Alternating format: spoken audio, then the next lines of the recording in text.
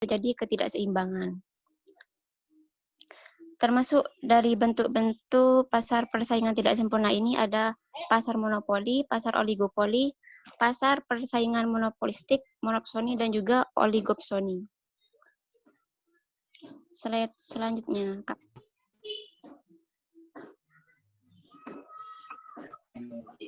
Halo, Kak Mahrus, ya.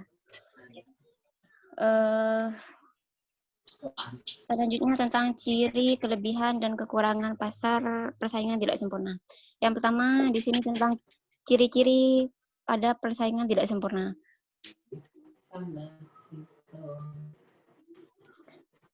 Yang pertama itu karena adanya ketidakseimbangan antara penjual dan pembeli.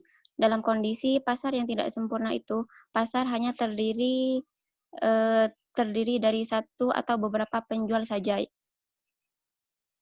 yang lebih sedikit dari pembelinya. Oleh karena itu, ketidakseimbangan ini menyebabkan penjual lebih berkuasa di pasar karena lebih banyak pembelinya daripada penjualnya. Ciri yang kedua yaitu tentang penjual, ciri pasar persaingan yang tidak sempurna itu yang kedua, ciri-cirinya penjual yang menentukan harga. Karena penjual lebih berkuasa dibandingkan pembeli, maka penjual itu bebas dan mendominasi dalam penentuan harga. Terus ciri yang selanjutnya itu tentang sulit untuk masuk ke dalam pasar.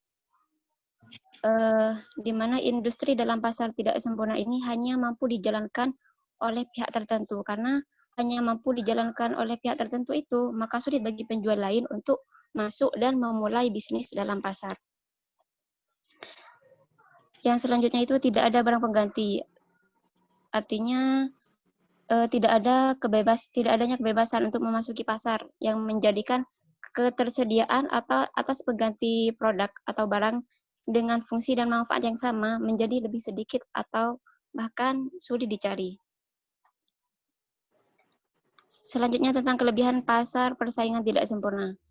Jadi walaupun berpotensi terjadi konflik, ada beberapa kelebihan dari pasar persaingan tidak sempurna ini. Yang pertama itu tentang produk yang dijual itu berkualitas unggul.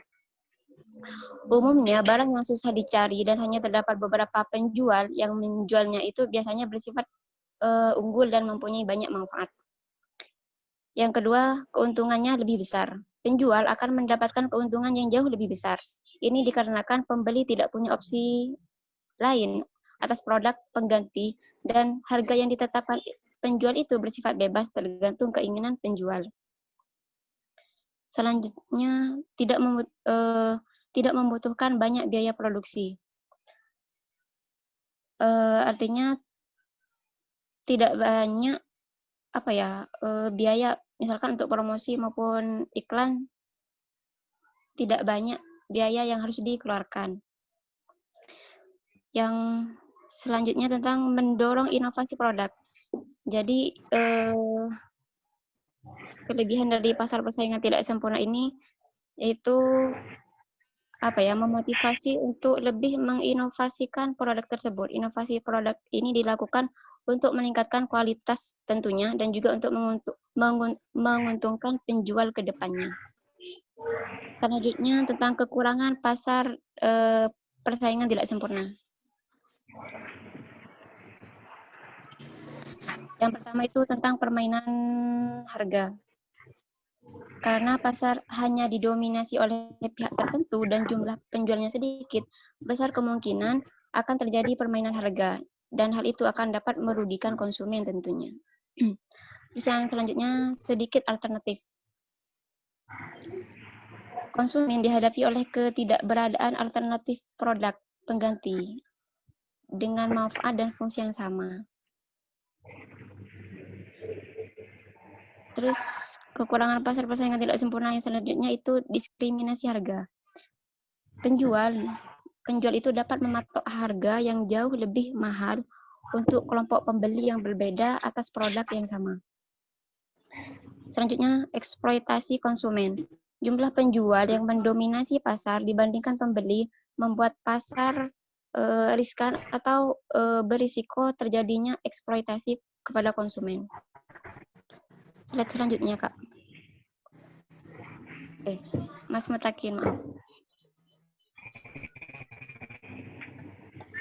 Saya Mbak Hen, cuma agak lemot.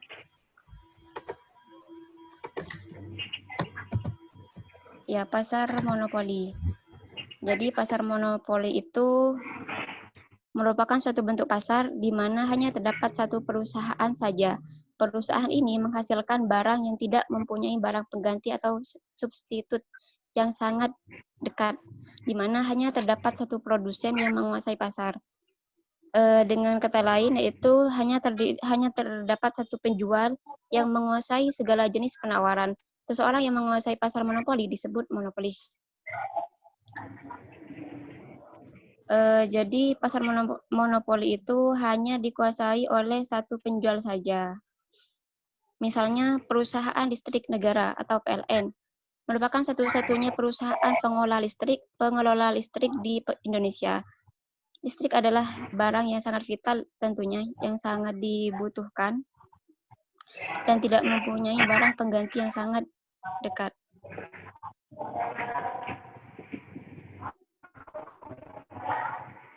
Slide, ya.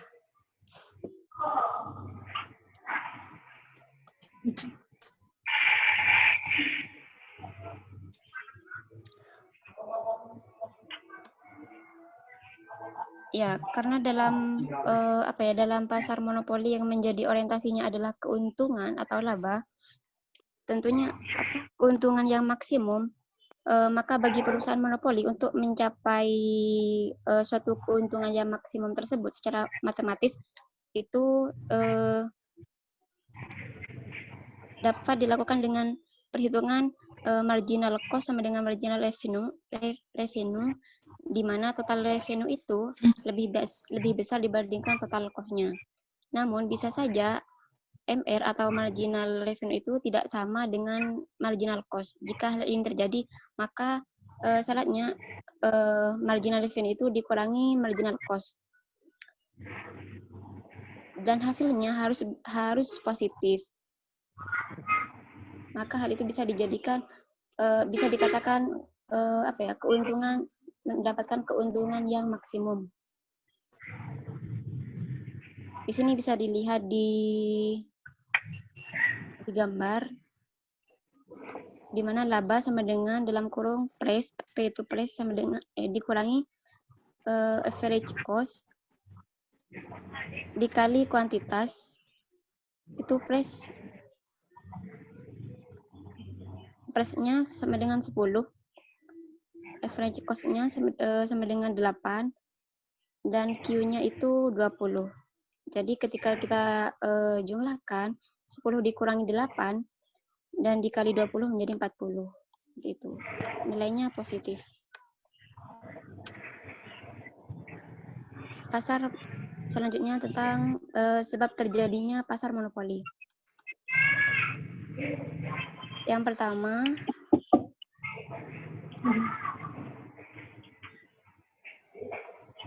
sebentar.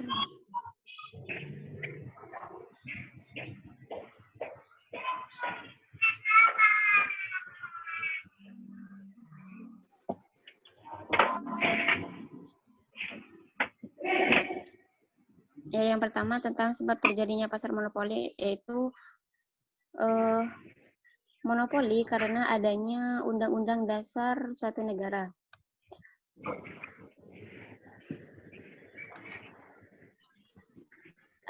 Artinya ini terjadi jika pemerintah memberikan izin atau lisensi kepada satu perusahaan untuk memproduksi barang tertentu.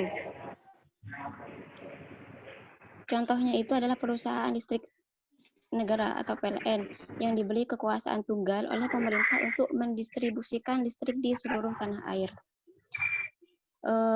Poin selanjutnya itu monopoli karena sumber ekonomi dikuasai oleh satu orang atau perusahaan memiliki sumber daya eksklusif, beda dengan yang lain.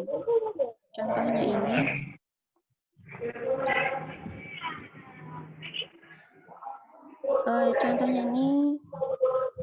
itu Sumber air bersih dikuasai oleh PDAM.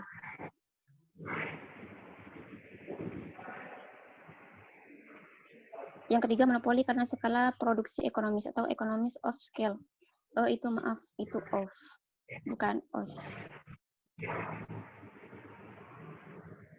Jadi monopoli ini lahir secara alamiah, yaitu perusahaan yang menjadi monopolis merupakan perusahaan yang menang dalam suatu persaingan. Perusahaan ini memiliki daya saing karena berhasil melakukan penurunan hingga biaya per unit produknya. Perusahaan ini mampu menjual barang dengan harga yang rendah yang tidak bisa diikuti oleh penjual lainnya. Contohnya di gambar di slide tersebut, di mana ada 5 perusahaan yang memproduksi barang sejenis. Itu ABCDE ini merupakan perusahaannya, misalkan dengan harga barangnya sama, yaitu 2.000, sedangkan dalam perusahaan A itu biaya per unitnya Rp1.900.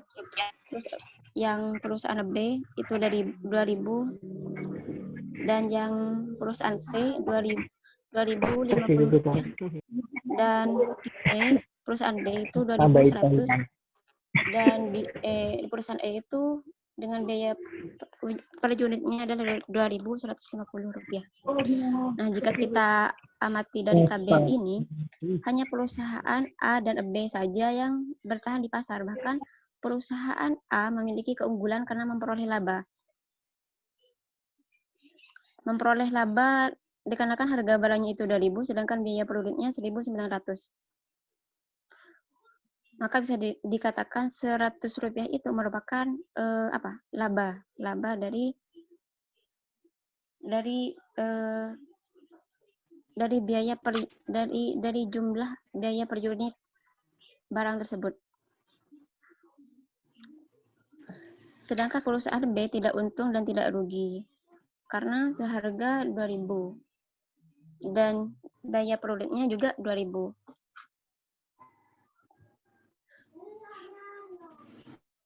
Akan tetapi jika perusahaan A itu menurunkan harga barang per unit menjadi Rp1.900, perusahaan B juga akan keluar dari pasar karena menderita rugi tentunya. Akhirnya hanya ada satu perusahaan, yaitu perusahaan A yang ada di pasar, sehingga perusahaan A tersebut bertindak sebagai monopolis.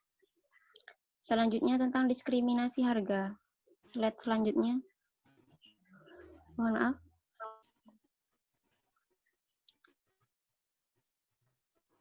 Diskriminasi harga dalam monopoli.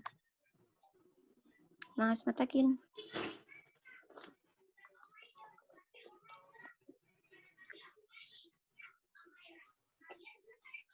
Bukan saya ini.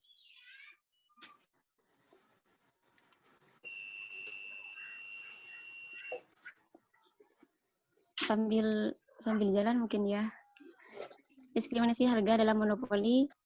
Untuk memaksimumkan keuntungan pasar monopoli dapat menggunakan diskriminasi harga.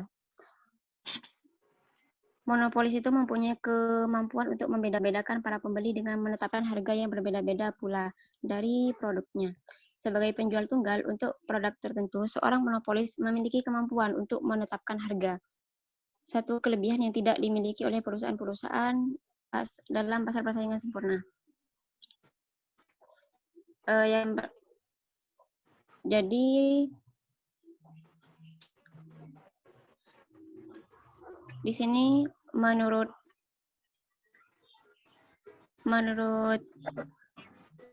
Sepigo dalam bukunya yang berjudul The Economics of Welfare mengatakan bahwasanya derajat diskriminasi harga itu dibagi 3. Yang pertama, diskriminasi harga derajat ketiga, harga berbeda-beda untuk para langganan pada dasar yang berbeda.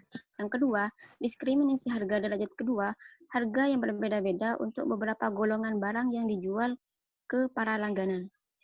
Dan yang ketiga, diskriminasi harga derajat pertama, harga yang berbeda-beda untuk setiap unit barang yang dijual ke para langganan.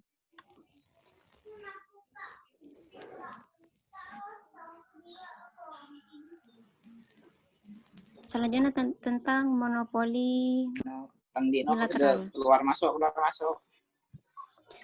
Monopoli bilateral ini terjadi jika ada pembeli yang bersifat monopolis dan penjual yang bersifat monopolis juga. Harga dan kuantitas yang terjadi tidak dapat ditentukan dengan teori ekonomi. Nah, akan tetapi penyelesaiannya ini akan bergantung pada perbandingan kekuatan tawar-menawar dan strategi antara pembeli dan penjual tersebut. Pada tak keluar Tang Di. Pada tak keluar. Kun Luciana Basiroh dia. Aula Luciana Basiroh. Ya mungkin hanya ini yang Kak Marus sudah masuk ya?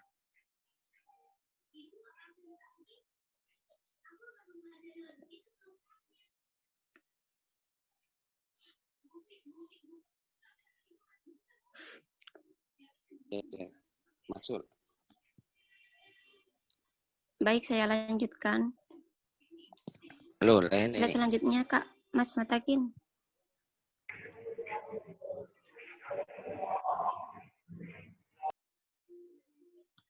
Ya, tentang pasar monopsoni. Jadi pasar monopsoni ini adalah pasar yang hanya terdiri atas seorang pembeli saja. Jadi pembelinya itu hanya satu.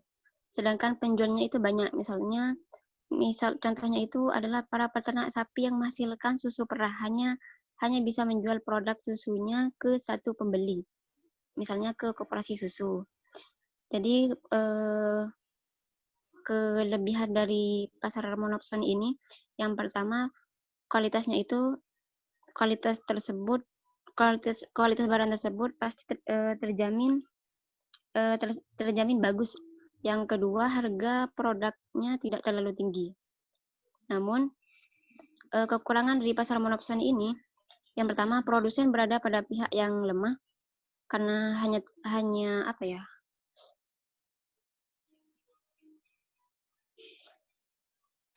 pada pembeli tertentu. Terus yang kedua, produk yang dianggap rendah mutunya tidak akan dibeli sehingga produk yang gagal sering dibuang. Yang ketiga, produksi berjalan tidak efisien karena biasanya pembeli dalam pasar monopsoni ini bukan merupakan konsumen. Mungkin hanya ini yang dapat saya sampaikan. Selanjutnya saya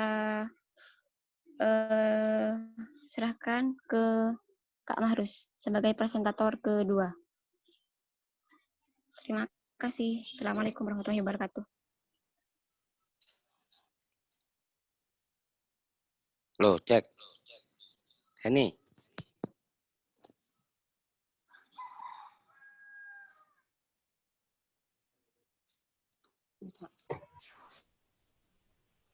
Lanjut Kak Mahrus. Loh, bisa didengar? Bisa.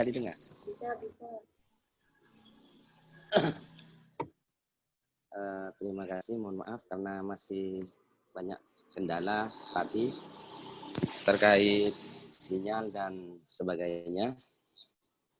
Saya lanjut. Untuk pasar persaingan monopolistik. Mungkin sudah dijelaskan beberapa poin-poin dari struktur pasar 2 yang sudah dijelaskan oleh presentator pertama dan kedua.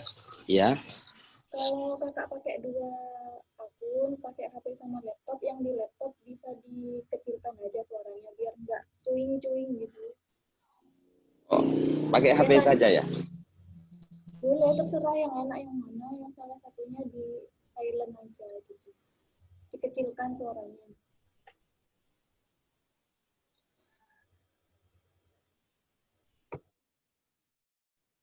Pakai 2 akun nggak apa-apa Kak, tapi Cek bisa didengar? Bisa. Bisa Kak, bisa. Oh.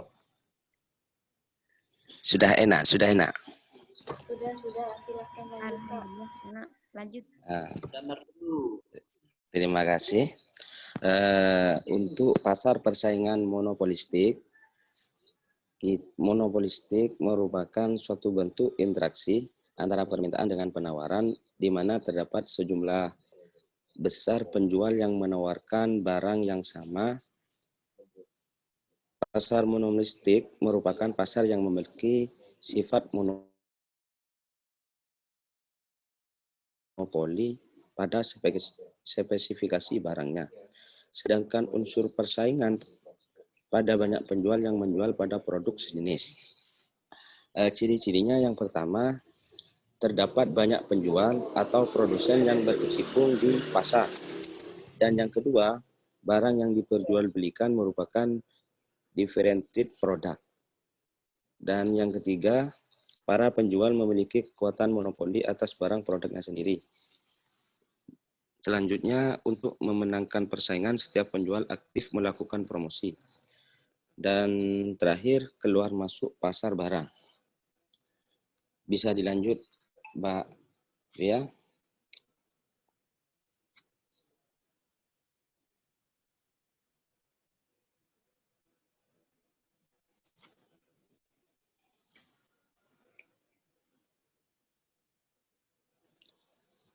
Selanjutnya yaitu pasar oligopoli.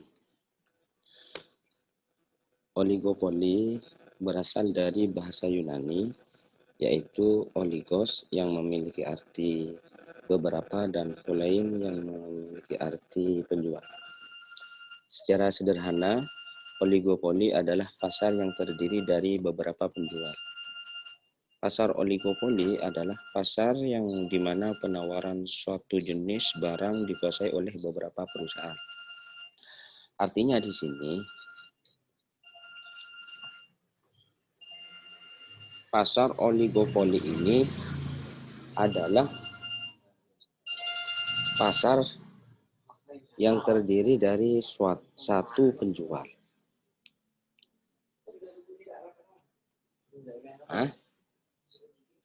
Selanjutnya, pasar oligopoli ini berdasarkan produk yang diperdagangkan itu dibedakan menjadi dua. Yang pertama yaitu pure oligopoli. Jenis ini merupakan suatu bentuk praktek oligopoli di mana barang yang diperdagangkan bersifat identik. Misalnya praktek oligopoli pada produk air mineral.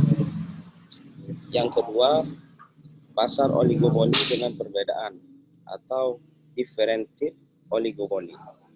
Dalam praktek ini, barang yang diperdagangkan bisa dibedakan.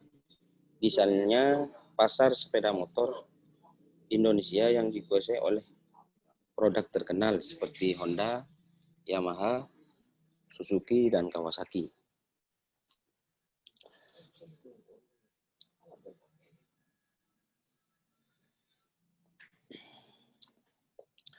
Untuk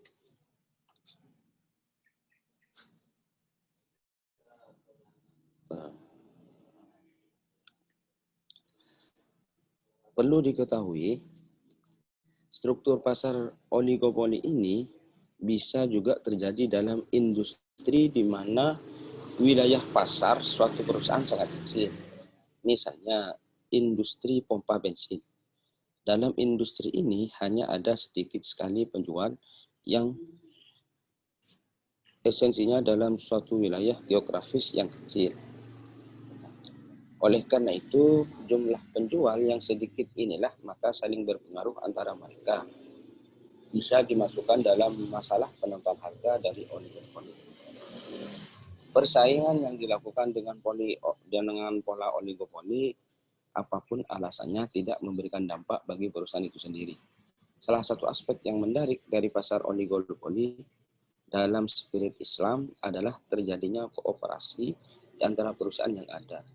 Kooperasi dalam rangka untuk mencapai kebaikan masyarakat, bukan untuk bermusuhan.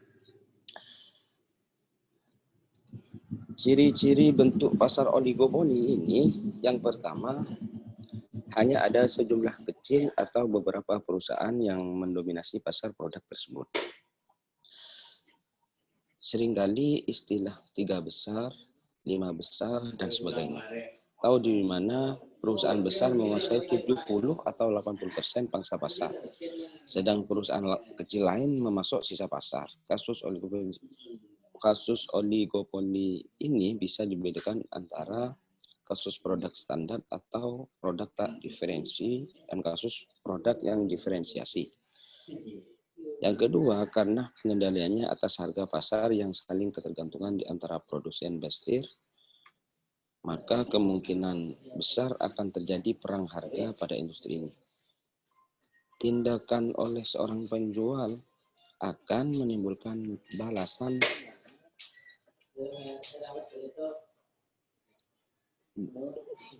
dan diimbangi oleh perusahaan pesaing. Selanjutnya, terdapat rintangan cukup berat untuk masuk dalam industri oligopoli. Artinya, pemilikan hak peran atau penguasaan pasokan bahan mentah esensial oleh perusahaan yang sudah ada dapat menjadi beban masukan perusahaan baru pada industri tersebut. Yang terakhir, persaingan melalui iklan sangat kuat pada industri oligopoli dengan diferensiasi produk yang ditunjukkan untuk menimbulkan kesan bahwa produk perusahaan lebih superior daripada produk perusahaan pesaingnya yang sejenis. Bisa dilanjut, Mbak Fia. Sebelum ke persaingan non harga, penentuan harga dalam pasar oligopoli ini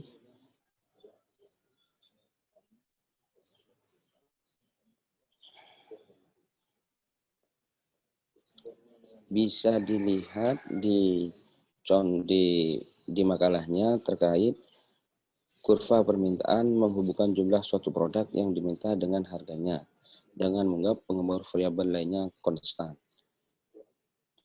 Di sana ada dua tabel, ada dua grafik. Yang pertama kurva permintaan sebelum ada reaksi dan yang kedua kurva permintaan sesudah ada reaksi.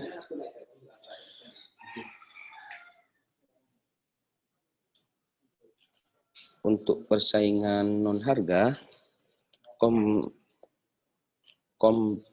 kompetisi non harga atau non price competition, artinya di sini usaha penjual untuk mempengaruhi pembeli tanpa potongan harga atau diskon, tapi dengan cara lain, misalnya perbaikan, pelayanan, dan peningkatan mutu atau kualitas. Dalam hal ini bisa disimpulkan bahwa persaingan non harga merupakan strategi pemasaran, di mana satu perusahaan mencoba membedakan produk atau jasanya dari produk pesaing berdasarkan atribut seperti desain dan pengerjaan. Dan cabang utama persaingan non harga ada dua cabang utama dalam persaingan non harga. Artinya di sini perusahaan bercabang untuk menciptakan jalan baru bagi diri mereka sendiri agar tetap kompetitif di pasar di mana harga agak kaku. Yang pertama, diferensiasi produk. Diferensiasi produk memungkinkan perusahaan menetapkan produknya dari pesaingnya untuk memenangkan pangsa pasar yang lebih besar. Semakin berbeda produk perusahaan saingan, semakin rendah efek silang antara pasar mereka terkait dengan variabel non harga dan harga. Dan yang kedua, periklanan dan promosi. Promosi dapat dianggap sebagai istilah umum yang mencakup semua periklanan, brand, branding, hubungan masyarakat, dan pengemasan. Strategi ini mencakup semua aspek strategi non harga untuk terus menarik perhatian pasar. Untuk periklanan sendiri di sini dibagi menjadi dua kategori. Yang pertama informatif dan yang kedua persuasif. Informatif artinya bentuk iklan dengan cara memberitahu konsumen tentang fitur produk, deskripsi detail. Persuasif artinya bentuk iklan ini melibatkan konsumen pada tingkat emosional. Metode periklan semacam itu sangat terkait dengan ekonomi perilaku yang merupakan heuristik dan rasionalitas. Contohnya perusahaan besar seperti Amazon. Amazon ini telah berhasil menawarkan pengiriman Amazon Prime untuk memberikan pengiriman gratis bagi pelanggan mereka dengan langganan berbayar. Ini akan memberi pelanggan insentif untuk membeli lebih banyak karena biaya pengiriman dibebaskan. Ini bekerja dengan sangat baik terutama untuk pelanggan yang merupakan pembeli online biasa. Supermarket seperti Tesco dan Costco. Hal ini juga menawarkan layanan pengiriman ke seluruh dunia untuk memenuhi basis pelanggan internasional mereka. Mungkin ini yang sementara yang bisa kami sampaikan untuk kelompok struktur pasar kedua. Saya kembalikan pada moderator.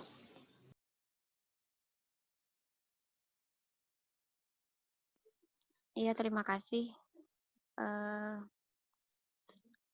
atas penjelasannya dari Kak Mahrus. Selanjutnya,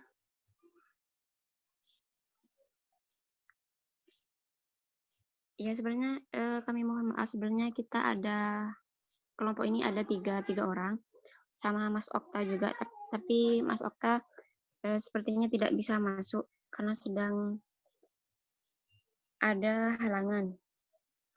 Jadi mohon maaf. Dan mungkin hanya ini yang dapat kami sampaikan. Mohon maaf atas segala kekurangan. Dan selanjutnya mungkin kita buka sesi pertanyaan dulu. Mungkin dari teman-teman ada yang ingin ditanyakan atau ingin mengkritisi ataupun mau memberikan saran, dipersilahkan.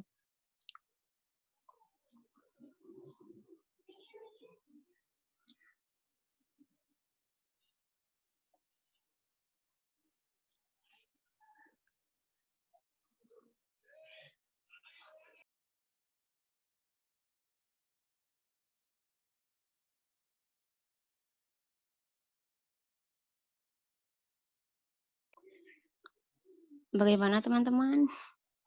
Jika tidak ada, atau kita lanjut ke kelompok setelah ini. Mungkin dilanjut dulu Mbak Hen, terus nanti sesi tanya jawabnya. Oh iya. Baiklah. Mungkin untuk presentasi selanjutnya kami silakan ke kelompok selanjutnya untuk mempresentasikan makalahnya. Terima kasih.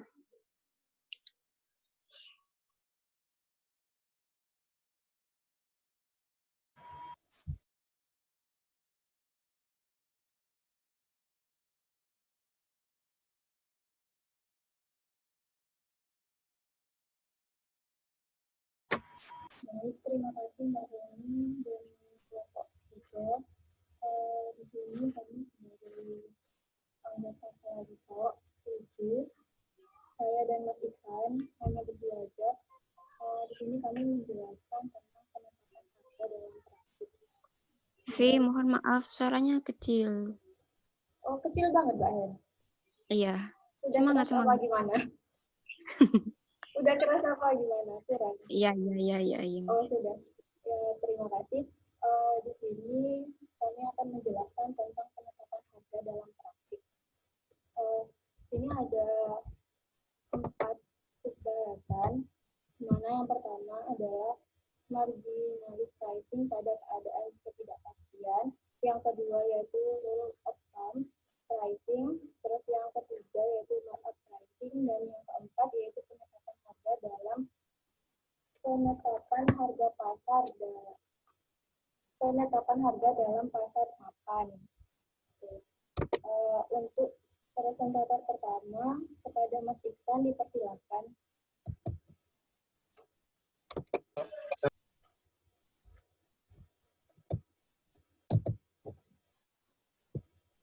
Mas Iksan.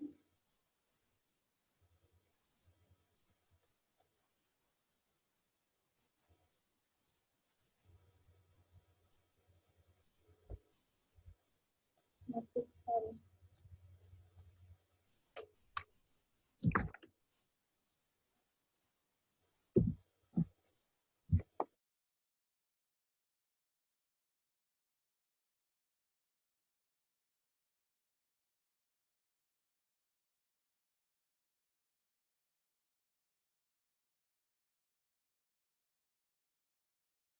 Dipersilakan Mas Iksan untuk memaparkan tentang marginalist pricing dan rule of thumb pricing.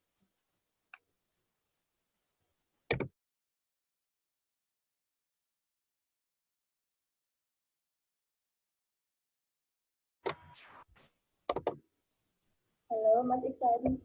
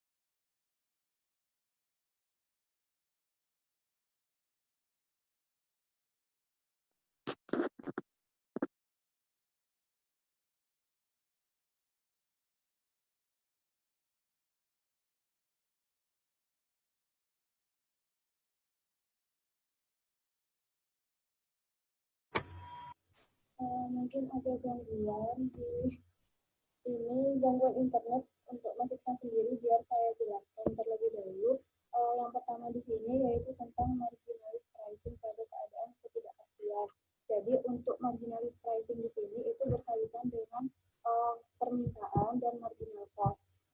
Di mana di situ ada 3 cara untuk menerapkan marginalist pricing dalam keadaan ketidakpastian. Yang pertama yaitu penggunaan taksiran kurva permintaan dan marginal cost. Yang kedua, penggunaan taksiran elastisitas harga dan marginal cost. Yang ketiga yaitu penggunaan taksiran biaya dan penerimaan incremental. Nah, untuk cara yang pertama yaitu penggunaan taksiran kurva permintaan dan marginal cost.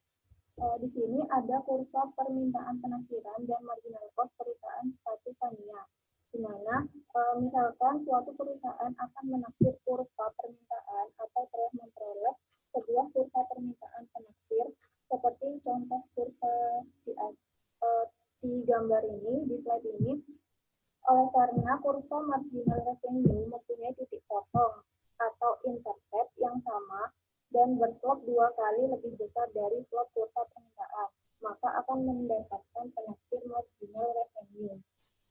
Di mana di situ kan sudah jelas, jadi marginal revenue-nya sama dengan 10,00 dikurangi 0,0125 kuantitas P dari kuantitas P. Terus berdasarkan grafik di atas, seandainya marginal cost konstan pada kisaran output tertentu atau ditunjukkan oleh suatu fungsi output linear, maka dengan menetapkan marginal revenue sama dengan marginal cost, kita bisa mendapatkan tingkat kuantitas yang memenuhi persamaan tersebut. Kemudian dengan memasukkan kembali hasil tersebut ke dalam kurva permintaan, maka akan diperoleh tingkat harga yang akan memaksimumkan laba. Dan yang kedua, cara yang kedua di sini adalah penggunaan taksiran elastisitas harga dan marginal cost. Jika diperoleh nilai taksiran elastisitas harga dari suatu produk di sekitar harga tertentu, maka dapat menggunakan rumus elastisitas sama dengan dQ per dP dikali P per Q. Untuk mencari slop kurva permintaan, yaitu dengan cara B sama dengan dP per dQ. Ketika sudah mengetahui nilai dari elastisitas, price, dan kuantitas, kemudian bisa langsung menghitung nilai titik potong A dari kurva permintaan tersebut, yaitu dengan cara P sama dengan A plus BQ. Karena telah mengetahui P, B, dan Q, maka bisa menemukan marginal revenue, harga, dan kuantitas yang optimum. Nah, sebenarnya metode ini sudah pernah dijelaskan di bab elastisitas. Terus yang ketiga, cara yang ketiga yaitu penggunaan taksiran biaya dan penerimaan inkremental. Pendekatan inkremental di sini adalah pendekatan marginalitas karena pendekatan tersebut memperhatikan perubahan-perubahan baik perubahan total revenue maupun total cost. Misalkan keadaan permintaan jika terjadi harga turun maka kuantitas yang diminta akan meningkat sebagai akibat dari penjualan pada tingkat harga yang lebih rendah. Jika pada tingkat harga sebesar 4.000 per unit dan penjualan yang diharapkan sebanyak 12.000 unit, sedangkan pada tingkat harga sebesar 3.975 penjualan yang diharapkan sebanyak 14.500 unit. Sebagai akibat dari penjualan pada tingkat harga yang sedikit lebih rendah. Terus yang subbab selanjutnya yaitu rule of thumb pricing. Jadi perbedaan antara marginalis pricing, rule of thumb pricing, dan markup pricing di sini. Kalau misalkan marginalis pricing itu adalah penetapan harga marginalis, yang rule of thumb pricing di sini adalah penetapan harga patokan. Nah biasanya di sini nih rule of thumb pricing digunakan dan dianggap sebagai metode jalan pintas dalam pembuatan keputusan agar menghemat biaya dan waktu dari pembuatan keputusan. Tetapi cara tersebut, cara rule of thumb pricing di sini biasanya menghasilkan keputusan di bawah optimum jika dibandingkan dengan keputusan yang diambil melalui informasi yang lebih lengkap. Seperti itu. Halo Pak.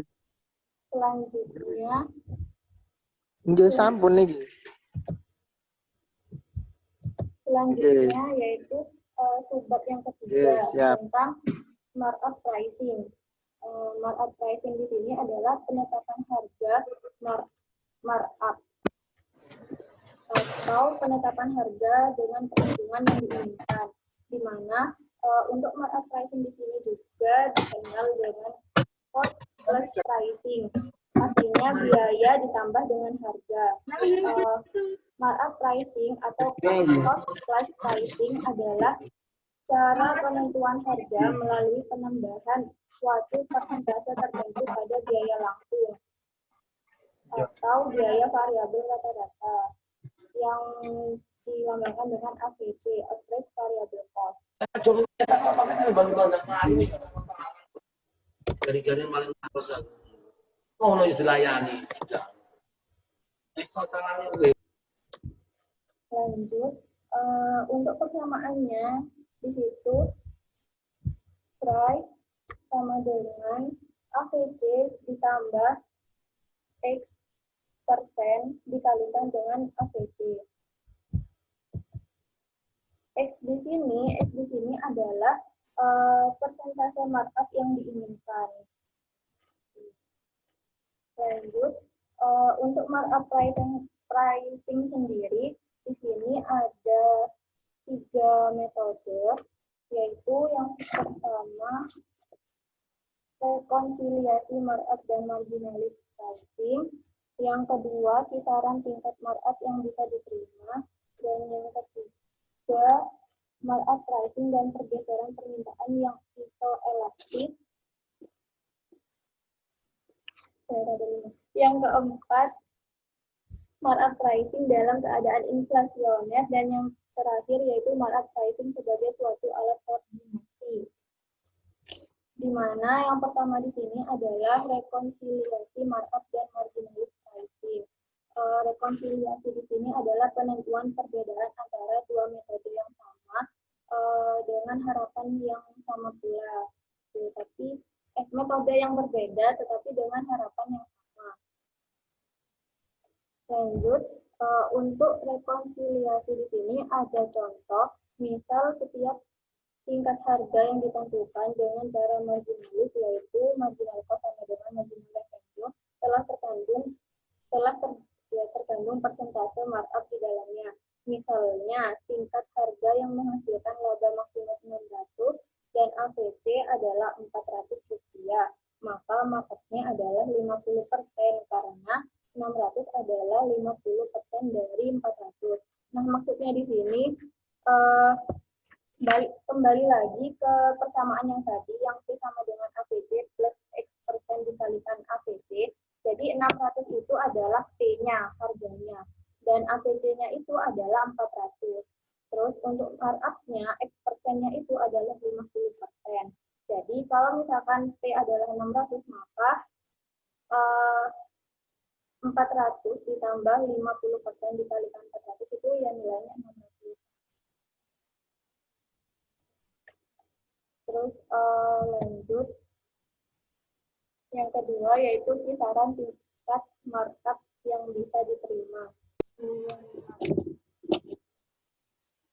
Cara dalam markup pricing dapat menghindari search cost, yaitu biaya untuk penafsiran kurva permintaan.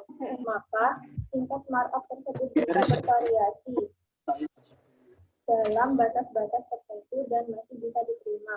Artinya, perusahaan tersebut bisa mendapatkan laba paling tidak sama besarnya dengan laba yang akan diperolehnya.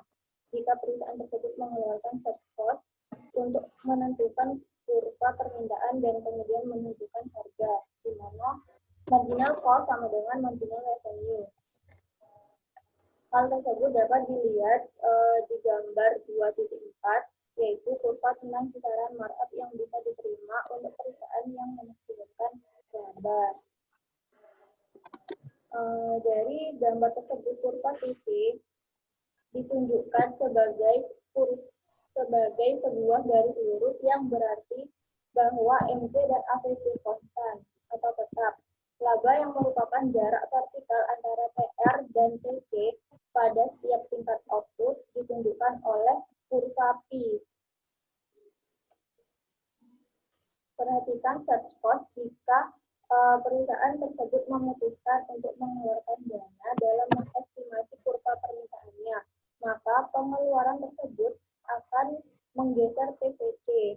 Dan karena itu, TC akan naik ke atas sesuai dengan jumlah uang yang akan dikeluarkan untuk biaya penafsiran tersebut. Atau biaya penafsiran ini dimasukkan dalam biaya tetap karena biaya tersebut tidak berhubungan dengan tingkat output.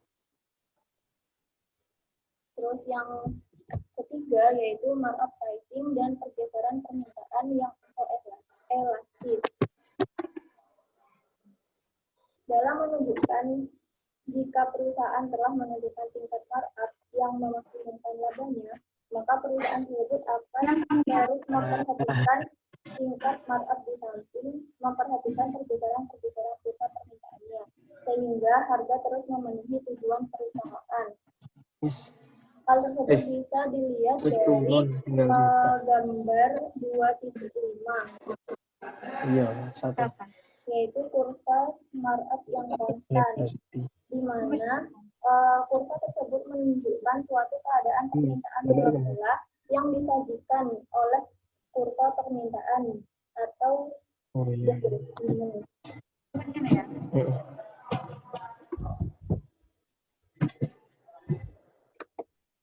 dengan kurva MR dengan menganggap MC sama dengan AVC. Maka tingkat harga yang memaksimalkan laba adalah P, yang mengandung tingkat markup di dalamnya yaitu sebesar 70% di atas AVC. Tingkat output yang memaksimalkan laba adalah I0.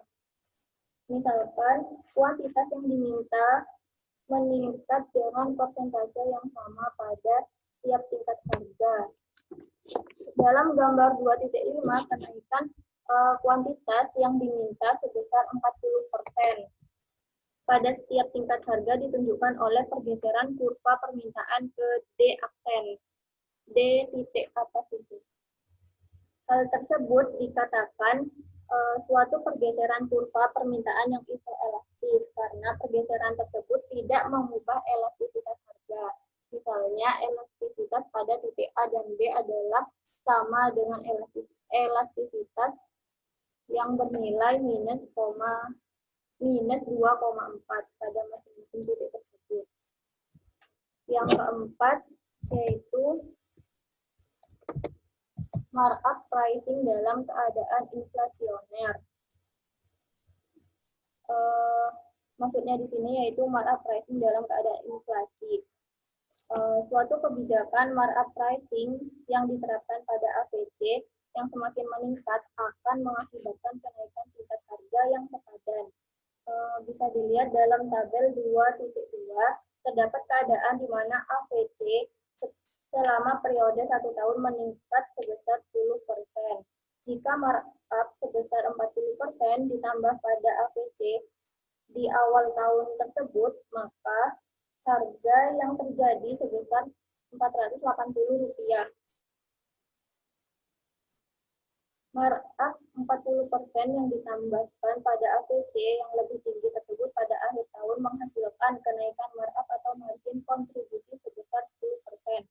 Karena kedua komponen harga tersebut meningkat sebesar 10% dan tidaklah mengherankan jika harga tersebut meningkat sebesar 10%. Bisa dilihat dari tabel 2.2,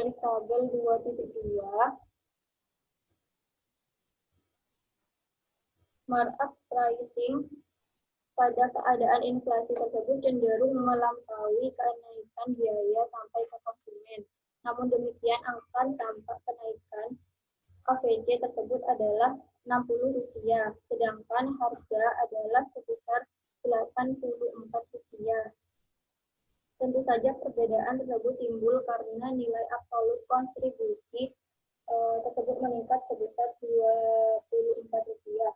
Karena kontribusi tersebut meningkat sebesar 10% dan biaya juga meningkat sebesar 10%, maka kontribusi pada akhir periode inflasi tersebut mempunyai daya beli yang sama dengan kontribusi pada awal periode inflasi. Pada saat ini dibutuhkan, pada saat ini dibutuhkan uang sebanyak Rp260 untuk membeli barang yang sebelumnya bisa dibeli dengan harga Rp240. Oleh karena itu, cara markup pricing ini juga berguna untuk mempertahankan daya beli atau nilai real dan kontribusi suatu perusahaan terhadap biaya eksploitasi dan laba. Terus yang terakhir yaitu tentang markup pricing sebagai suatu alat koordinasi. Kebijaksanaan markup pricing yang diterapkan dalam suatu industri bisa diterapkan sebagai suatu alat koordinasi jika diperlukan perubahan-perubahan harga. Semua perusahaan akan mengalami perubahan-perubahan struktur biaya yang sama jika mereka membeli tenaga kerja dan bahan-bahan baku pada pasar yang sama, dan jika masing-masing perusahaan tersebut menerapkan persentase markup yang sama terhadap AVC-nya, maka harga-harga yang ditetapkan akan meningkat dengan persentase yang sama pula. Oleh karena itu, harga-harga relatif dari perusahaan-perusahaan tersebut tidaklah berubah. Selanjutnya yaitu bab yang keempat, yang terakhir, tentang penetapan harga dalam pasar yang mapan, yang akan dijelaskan oleh Mas Iksan.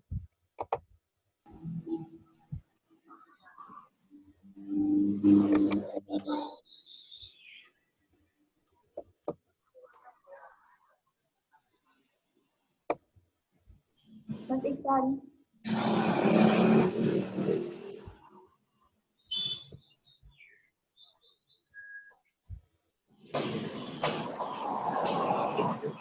Halo.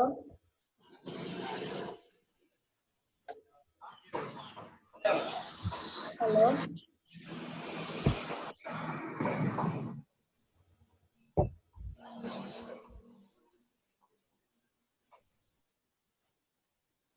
Halo. Lalu, Mas Isan. Iya, iya. Iya, Sorry. sifat yang keempat. Ini kurang. Halo? Iya, Lalu. HP-nya apa sih? Iya. HP ku kan nih. Masuk. dia lanjut Mas Isan. Sifat tentang penetapan harga dalam makanan terakhir. Aku lihat ini. Menambahkan ya dari apa yang telah disampaikan sama Mbak Via. Mohon maaf sebelumnya karena mungkin saya kurang optimal dalam perkuliahan kali ini. Untuk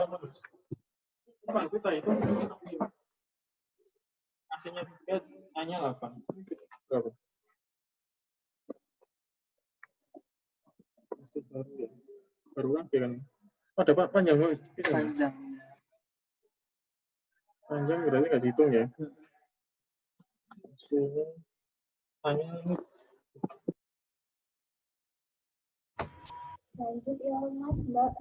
Jadi untuk sebab yang terakhir yaitu penetapan harga dalam pasar yang mapan. Di sini ada 6 cara, yaitu yang pertama positioning harga, yang kedua strategi harga limit produk atau sesuai, yang ketiga penetapan harga untuk menduga kualitas, yang keempat penentuan harga produk dalam satu paket, yang kelima potongan kuantitas, yang keenam penetapan harga promosi. Yang pertama yaitu positioning harga. Misal contoh dari konsep positioning harga ini yaitu di pasar komputer pribadi atau pasar komputer ada berbagai macam komputer dengan berbagai variasi dalam berbagai tingkat harga. Ada yang mempunyai memori yang lebih besar, 2 disk drivers, dan mempunyai reputasi kualitas dan pelayanan pasca jual.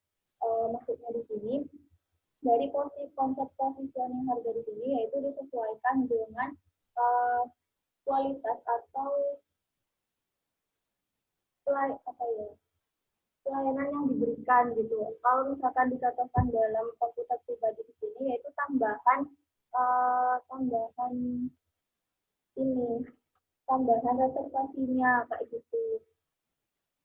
Jadi disesuaikan dengan misal ya kalau misalkan ada komputer yang memorinya lebih besar tentunya akan berbeda dengan komputer yang memiliki memori yang lebih rendah seperti itu contohnya. Jadi harganya itu diposisikan sesuai dengan tingkat kualitas dari produk tersebut atau barang tersebut.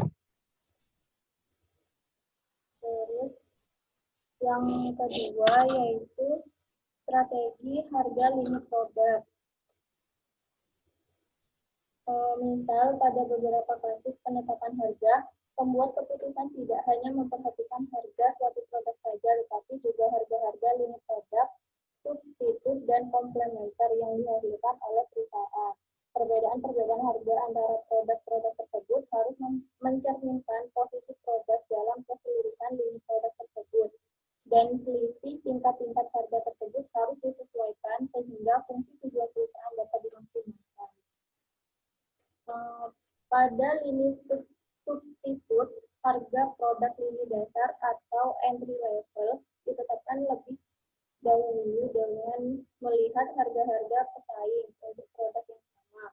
Jika kualitasnya secara marginal lebih baik atau inferior dibandingkan dengan produk-produk pesaing pada skala kualitas yang sama, maka harganya dapat ditetapkan sedikit lebih tinggi atau sedikit lebih rendah daripada produk-produk pesaing tersebut. Jadi kalau di strategi harga lini produk di sini, untuk penentuan atau penetapan harganya itu disesuaikan dengan melihat harga-harga pesaing. Jika produk yang dijual itu sama, tapi kita memberikan kualitas yang berbeda, maka kita bisa meningkatkan meningkatkan harga yang kita jual gitu, harga jual dari produk kita. Tetapi kalau misalkan ternyata produk yang kita jual kualitasnya lebih rendah, maka harus disesuaikan seperti itu. Terus yang selanjutnya yaitu penetapan harga untuk menduga kualitas. Di sini berdasarkan teori perilaku konsumen terdapat dua alasan yang menunjang pendapat orang yang menganggap bahwa penetapan harga yang lebih tinggi untuk suatu produk akan membuat konsumen percaya bahwa produk itu berkualitas lebih tinggi, sehingga dapat menyebabkan penjualan serta laba yang diterima lebih besar daripada jika produk tersebut dihargai lebih rendah. Alasan yang pertama yaitu jika konsumen tidak mempunyai alat atau informasi lain untuk menilai kualitas suatu produk, maka harga produk bisa menjadi indikator terbaik untuk menduga kualitas tersebut. Pembelian suatu produk dan pengalaman dengan produk itu akan memberikan indikasi kualitas lain yang dapat digunakan oleh konsumen untuk keputusan pembelian selanjutnya. Tetapi ketiadaan informasi lain untuk menentukan kualitas menunjukkan suatu situasi di mana konsumen tidak dapat mengamati, merasakan dan meraba suatu produk atau menunjukkan suatu situasi tidak adanya laporan konsumen, pengujian komparatif, rekomendasi lisan atau peringatan atau informasi lain yang tersedia bagi konsumen. Tentu saja ada produk-produk yang sulit dinilai kualitasnya tanpa harus menggunakannya. Sedangkan alasan yang kedua yaitu jika search cost untuk mengetahui kualitas suatu produk diperkirakan lebih rendah dari nilai pemahaman yang diperoleh dari informasi tersebut, secara rasional konsumen akan menggunakan harga sebagai penduga kualitas daripada menggunakan search cost tersebut.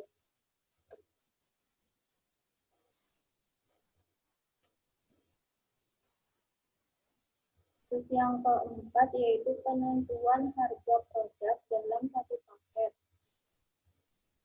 Pembandelan produk atau produk bundling adalah cara penjualan satu produk atau lebih secara bersama-sama sebagai satu paket dengan harga tunggal. Misal terdapat misal perangkat komputer atau software sering dibandel dengan perangkat keras atau hardware-nya dan dijual dalam satu paket. Atau contoh lain yaitu restoran-restoran yang memberikan menu-menu tertentu yang meliputi sop atau makanan-makanan lain seperti makanan utama, makanan penutup dan kopi sebagai makanan dan kopi sebagai minuman, dan tiga komponen tersebut dijual dengan harga tunggal. Jadi dijual dalam satu paket. Misal di sini sekarang kan juga banyak kafe-kafe atau tempat-tempat nongkrong yang menjual makanan dipaketkan dengan minumannya, seperti itu salah satu contohnya. Terus yang kelima yaitu potongan kuantitas. Teori pembundelan tadi menjelaskan mengapa sebagian perusahaan menawarkan produk tertentu dalam beberapa ukuran yang berbeda, seperti botol-botol aqua yang kecil, sedang, besar, dan jumbo. Maka dari itu, mengapa sebagian konsumen hanya membeli ukuran kecil dan sebagiannya lagi membayar lebih untuk membeli ukuran-ukuran yang lebih besar, tetapi dengan harga per unit yang lebih rendah. Ukuran-ukuran yang lebih besar tersebut dapat dipandang sebagai bundelan atau penggandaan dari ukuran-ukuran yang paling kecil untuk produk yang sama, dan pembeli diberi potongan jumlah pembelian. Misalkan terdapat suatu produk yang seharga 2.500 per unit dan 4.000 untuk 2 unit. Maka sebenarnya pembeli memperoleh keuntungan untuk unit kedua jika membeli tersebut dengan unit tambahan. Contohnya seperti ini.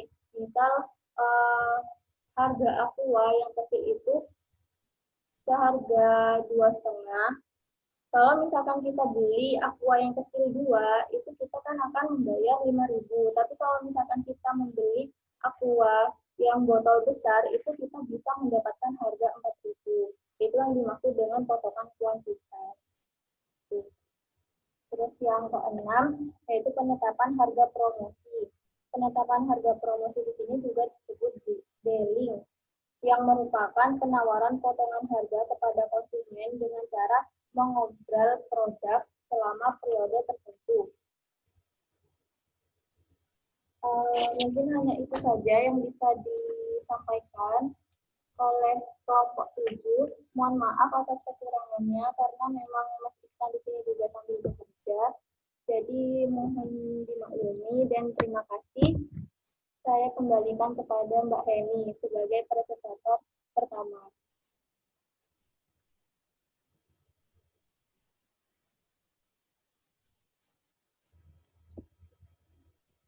Halo.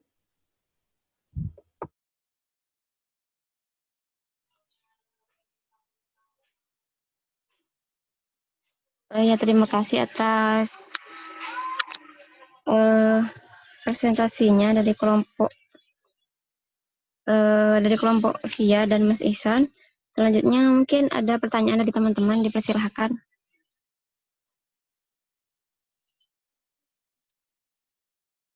Langsung bisa ditanyakan kepada pada kelompok kami dan juga kelompoknya Mbak Via. Dipersilahkan.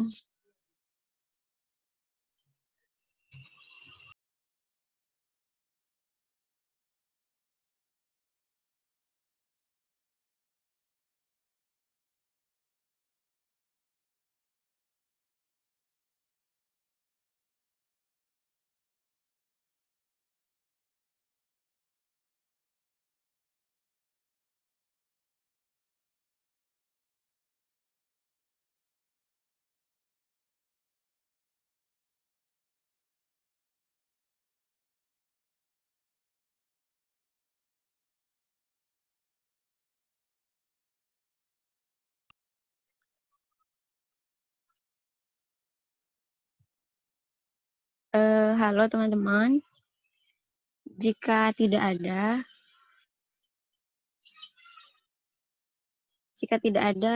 kita langsung serahkan ke dosen pengampu kita. Ulang kalau nggak ada ya. Untuk lebih mengefisiensi waktu saja, Pak.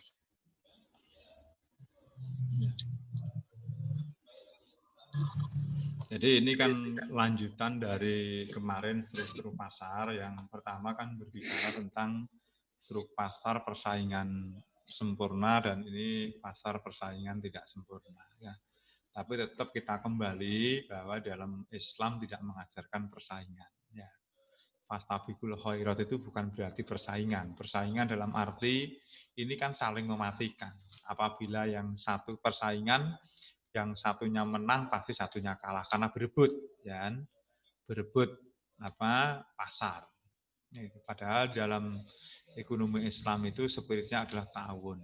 Ingat ya, dia harus selalu menancap dalam pikiran kita ya dan di dalam benak kita bahwa ekonomi Islam itu adalah tujuannya adalah menciptakan kemaslahatan dalam rangka menciptakan kemaslahatan dengan tercapainya maqasid syariah. Yaitu dalam rangka untuk terjadinya rahmatan alamin untuk mencapai kesejahteraan dunia lahir batin, dunia akhirat yang diukur dengan maqasid syariah. Maka dalam maqasid syariah itu dibagi menjadi 3 tingkatan, yaitu tingkatan dasar ya. Yang di atasnya adalah tingkatan yaitu dururiyat ya, terus hajiat ya dan tahsiniyat. Dalam istilah umum adalah kebutuhan primer, sekunder dan tersier. Nah, di dalam ekonomi Islam dalam memenuhi semua kebutuhan itu adalah kita harus saling tolong-menolong. Maka dalam Islam ada perintah membayar zakat. Membayar zakat itu adalah cara, mekanisme ekonomi yang ditentukan oleh Allah agar yang berkelebihan memberikan kepada mereka yang berkekurangan. Jadi dengan cara seperti itu, bahwa pasar itu adalah bukan tempat untuk bersaing, tapi tempat untuk saling tolong-menolong. Tetapi di dalam Islam pun tolong-menolong tidak boleh saling merugikan. Yang ditolong juga tidak boleh merugikan yang menolong dan sebaliknya. Makanya apa? Yaitu kalau sudah saya jelaskan ya di pertemuan 3 minggu yang lalu, bahwa mereka yang mampu membeli harus membeli dengan kemampuannya. Yang tidak mampu membeli, dia akan memenuhi kebutuhannya, yaitu ditransfer dari yang kaya kepada yang miskin melalui zakat. Nah, kalau zakat masih belum cukup, kita diwajibkan ya, yaitu berinfak dan bersedekah. Sebenarnya kalau kita lihat ya, zakat, infak, sedekah itu semua sifatnya wajib. Tetapi kondisionalnya yang berbeda. Kalau zakat itu adalah sifatnya adalah menunaikan kewajiban. Jadi wajib dikeluarkan karena hartanya mencapai nisab dengan ketentuan-ketentuan fikih yang ada. Sedangkan infak itu adalah bentuk kepedulian kita kepada orang lain. Jadi misalnya contoh ya, di sini kita lihat itu ya si siapa Tahus ya, lihat si Kulil. Kulil ini kok melas begini ya kan, berarti belum makan. Ditanya ya, kau belum makan? Belum, karena saya tidak punya uang. Anda punya kepedulian, ayo tak traktir. Begitu, ya. Jadi karena ada apa? Yaitu ada sebab, ada akibatnya. Tapi kalau sedekah itu adalah merupakan bentuk kepedulian kita. Jadi melihat Kulil kok melas, ya berarti belum makan. Kulil, makan, begitu kan. Jadi tanpa diminta, tanpa ada reaksi, kita sudah memberikan. Makanya zakat dan infak itu bentuknya harta. Tapi kalau sodakoh bisa harta, bisa non harta. Makanya membuang duri di jalan pun itu termasuk bersodakoh. Senyum juga sodakoh, maksud tapi senyum terus ya. Nanti kalau kebanyakan senyum, sodakoh malah dibawa ke rumah sakit jiwa. Gitu. Ya. Jadi itulah dalam ekonomi Islam sebenarnya kita tidak berbicara persaingan.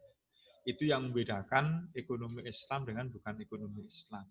Karena ekonomi Islam itu dasarnya adalah Al-Quran dan hadis. Perintahnya jelas, setiap harta yang kita miliki selalu ada hak bagi orang-orang yang sedang tidak beruntung. Ya.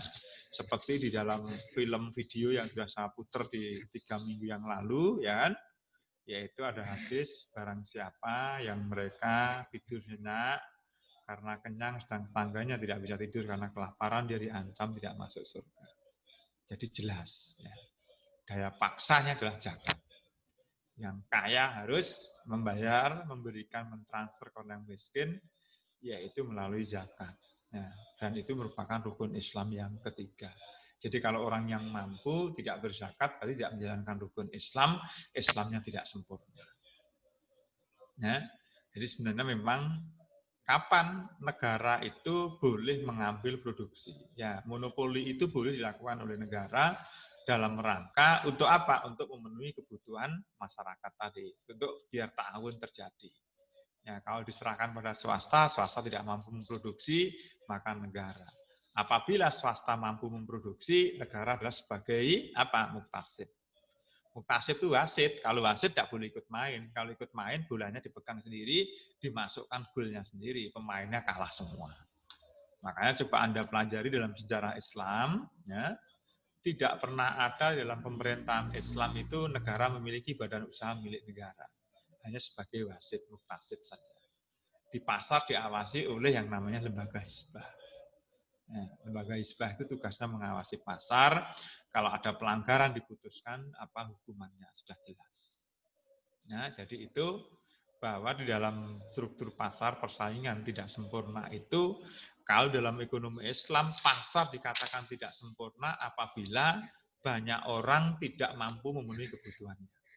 Dikatakan sempurna apabila di dalam pasar tersebut semakin sedikit orang yang tidak mampu memenuhi kebutuhannya. Jadi semua terpenuhi semua kebutuhannya. Ya, kalau di zaman Nabi dan para sahabat, semua kebutuhan yang kurang dari Baitul Mal. Tapi ada suatu masa di zamannya Umar bin Abdul Aziz, masyarakat makmur, tidak ada yang berhak menerima zakat. Tapi sebagian besar dia belum wajib membayar zakat, tapi semua kebutuhan pokoknya sudah terpenuhi. Jadi itulah bedanya ekonomi Islam. Dasarnya Al-Quran dan hadis, bukan berdasarkan imajinasi dan bukan berdasarkan riset. Riset dilakukan dalam ekonomi Islam sebenarnya untuk membuktikan kebenaran ajaran Islam. Kalau tidak terbukti adalah yang salah, adalah yang menjalankan, bukan Islamnya yang salah. Berarti kalau tidak terbukti, ya kan, berarti ada yang salah dalam kita menjalankan menjalankan ajaran Islam. Orang yang berjuang di jalan Allah akan diberikan pintu rezeki yang tidak disangka-sangka. Pak, saya selalu berjuang kok enggak, ya berarti berjuangnya bukan karena Allah. Berjuangnya karena pengen dapat rezeki tadi kan, ya. Akhirnya tidak mendapatkan apa yang dijanjikan oleh Allah. Ya. Jadi saya kira itu yang bisa saya sampaikan hari ini, dan kita hari Kamis ya kita tetap kuliah 1 kali presentasi, dan teman anak-anak ya kamu semua saya berikan kesempatan untuk bisa diskusi terencana judul tesis. Tolong disiapkan baik-baik judulnya, nanti bisa didiskusikan. Ini kan ada 17, kalau kira-kira 10 menit ya 170 menit. Insya Allah cukup waktunya ya. Jadi mohon maaf ya, karena masih saya harus ada rapat, mungkin saya tutup dan kita lanjutkan di minggu depan. Sekaligus saya akan mereview materi di minggu depan. Kalau ada pertanyaan, siapkan semua pertanyaan, ditanyakan di hari Kamis. Karena itu kuliah terakhir ya. Saya mohon maaf, saya tutup ya. Alhamdulillahirabbil alamin. Akhirul kalam. Wassalamualaikum warahmatullahi wabarakatuh. Waalaikumsalam warahmatullahi wabarakatuh.